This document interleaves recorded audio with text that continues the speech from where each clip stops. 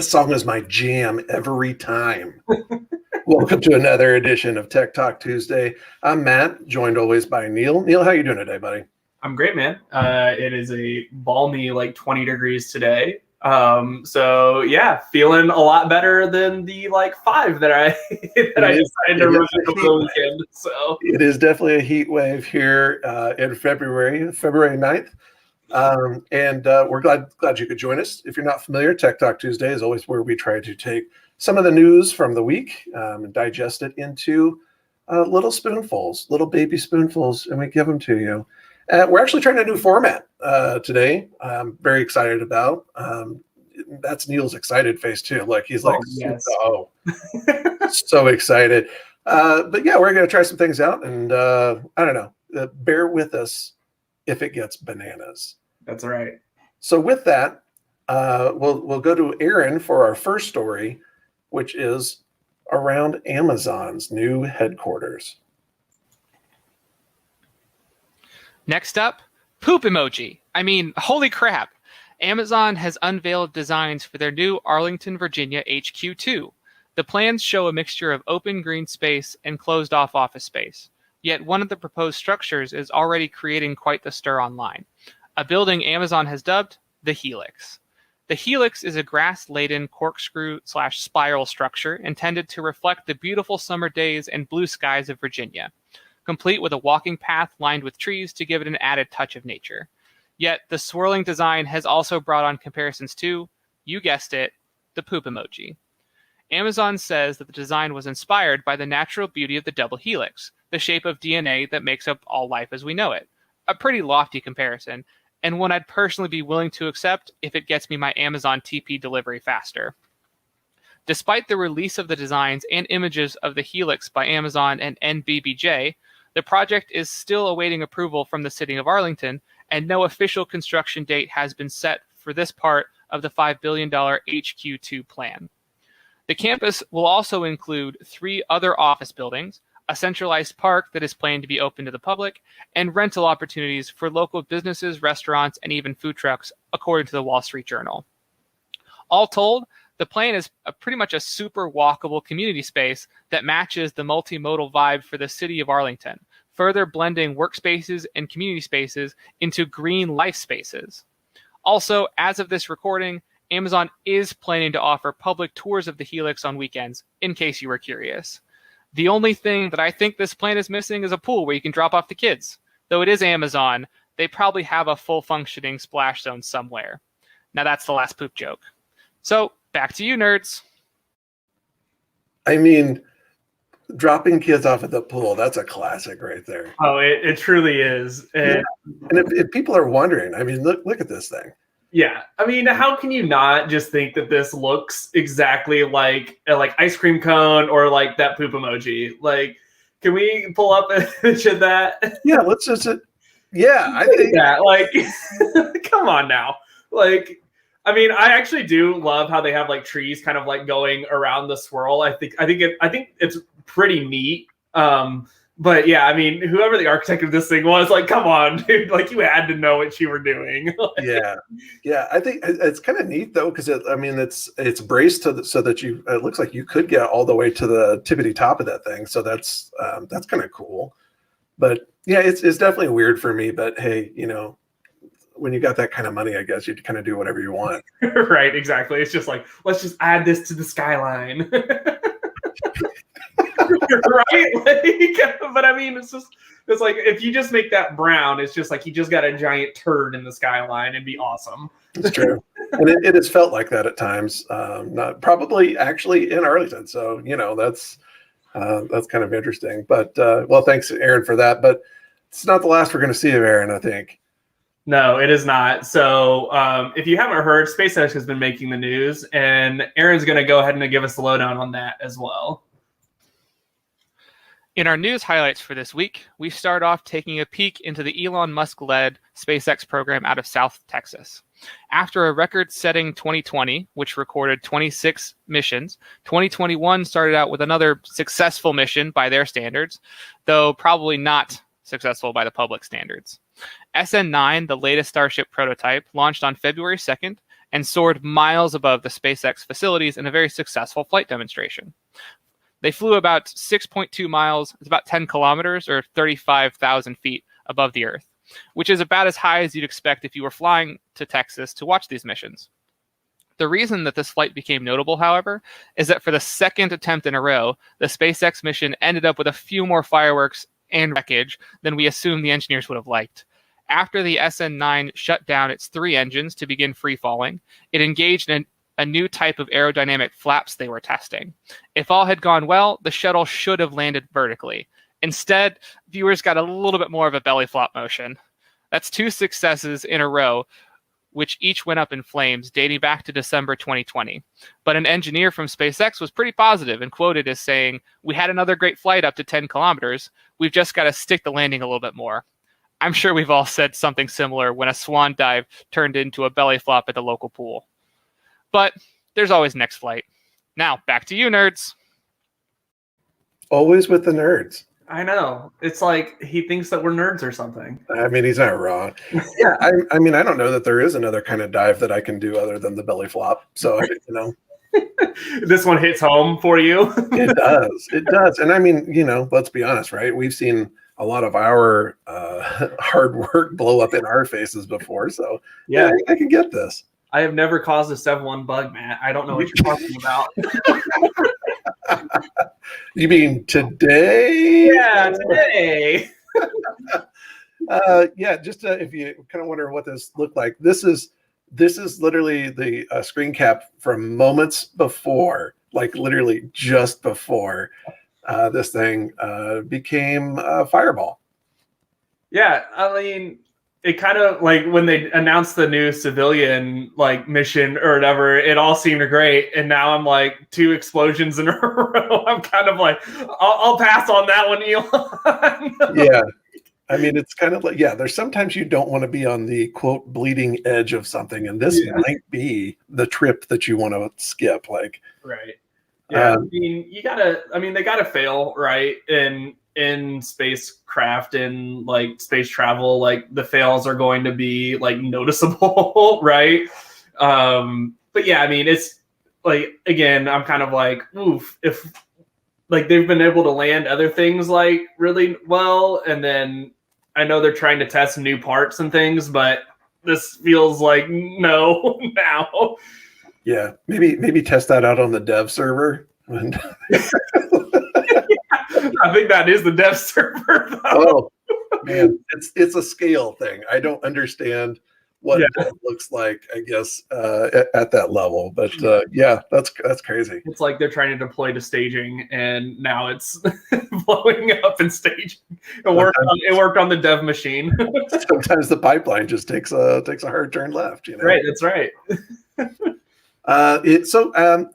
In the interest again of trying some new things, I finally got around to recording a little bit of a review for one of my favorite new toys, the Oculus Quest 2. And well, we're going to share that with you here now.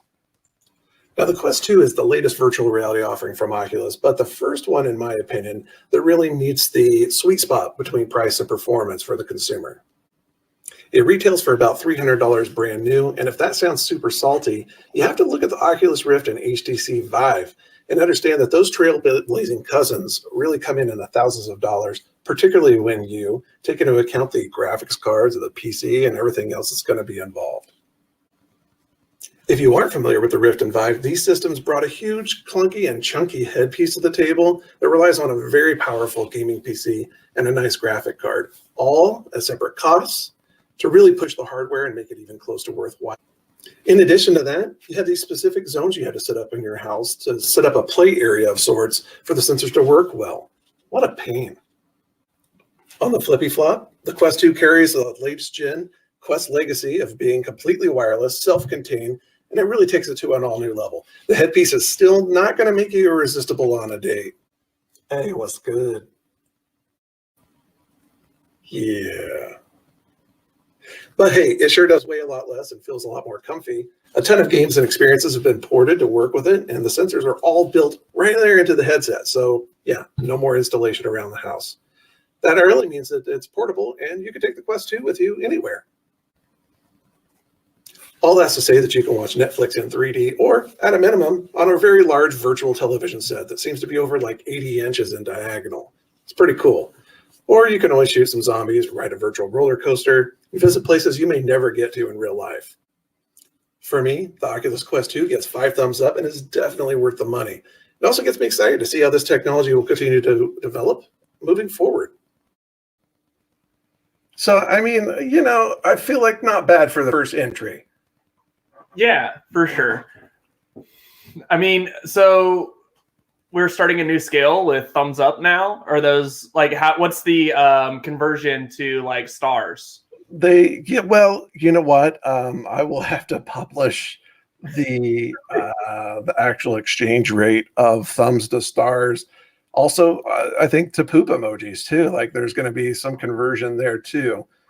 You do not want your thumbs and your poop emojis to get mixed up. Like that will cause just a real mess. Yeah. I mean, that would cause a huge mess. Yeah. So, but yeah, I think I really have been enjoying the Oculus Quest and hope other people will try it. I really want to do probably some more in-depth, like specific game kind of looks so that we can kind of get some, actually look at, gameplay video and stuff like that. And so you can get a sense for what it looks like to actually have that headset on. But, when you're not out at the club rocking that thing. Did I catch you off guard? I try to catch you off guard when I. Yeah, you definitely caught me off guard with that cut to you, just going, "Oh yeah." Oh man. Well, I guess again, in the interest of trying some things new, we finally have gotten around to doing some viewer questions, and this one came from somebody who did not want to be named, and you could probably understand why once you see it, Neil. But I'm going to actually pass this one your way. So here's the question. How often should I change my password? But this is the best part. Why do I even need to? Yeah, so this is a really good question that there's a lot of conflicting and different information out there about. So how often I'll start with the first is how often should I change my password? This is what a lot of people have strong opinions on. Some people will tell you that unless you're compromised, you don't ever need to change your passwords. Some people will say that you should change them every 3 months, and some whack jobs say that you need to do it every month. So yeah, I mean, really, I kind of fall into and kind of follow like the like every 3 month kind of category. But there's also some really important things that you can be doing to improve the strength of your passwords. So even if it does get compromised, like it's going to take the hacker a long time. And since we're doing it every 3 months, the time period that hacker has your account on any place that they got to is very short relatively, right? So that's why we suggest changing your passwords every so often. I would say a clip of every 3 months is a really good idea. But here are some other tips that you can use to kind of help with your account security. One is make sure that the password that you are about to set is strong and unique. So there's a lot of information out there about how can we make these things strong and unique. Typically that's length and types of characters that you're using. So look into that. Always use two-factor authentication so that even if your account password does get compromised, your account is still safe. That is the yes, exactly, Matt. But yeah, two-factor authentication is a great way to make sure that your account stays safe, even if your password is compromised. Also, using a password manager is a really good idea as well. A lot of password managers actually will generate strong and unique passwords for you. They will also store those for you, so you don't actually have to memorize these crazy strings that you put for your passwords. So I would really suggest looking into password managers. There's a lot of them out there. A lot of them are really great and reputable, so look into that. And obviously, the last tip that I have for you guys is that if you do think that your account is hacked, change the password immediately. That's like the best thing that you can do. And just don't go to shady websites because those are what are taking your passwords more than likely. But Neil, shady websites are the most fun websites. They are. And they always promise me all the Bitcoins. All of the Bitcoins, yes. Is it true that if my password gets compromised, I should just add an @ symbol to the end of it? No, it should be completely new, completely unique. Do not just change the number from like your pet's name to 2021 or spring 2021 or Right. whatever. Like these should be strong, hard to guess things. Also, stop going on Facebook and giving people your information like, hey, your birth date, because you want to know like some sort of name or your fantasy character name or something like that. Stop doing that. That's how they can get your accounts as well. Yes. That's a great tips. Always appreciate that. But yeah, anything we can do to kind of improve the security, I guess, of the ecosystem, that's a win for everybody. That's right. And with that, that's all we have for today. So thank you for joining us on this edition of Tech Talk Tuesday. Thanks for bearing with us while we work out the kinks of our new format. And also let us know what you think about our new format. We'd love to hear feedback if you guys like this or didn't like this. So yeah, you can hit either Matt or I up on Twitter. His Twitter handle is @TheMattRay because again, there is only one. And mine is @NeilTardy. So yeah, let us know what you guys thought of the show. Let us know if you have any questions that you want answered on the show, like we did today. We can have it anonymous, or if you'd like to have a little shout out. Yep, we'll be more than happy to put your name up on the show. Thanks again to Aaron for giving us the summaries as well. Always appreciated, and let us know if you want more summaries like that as well. So yeah, with that, we'll see you guys next Tuesday.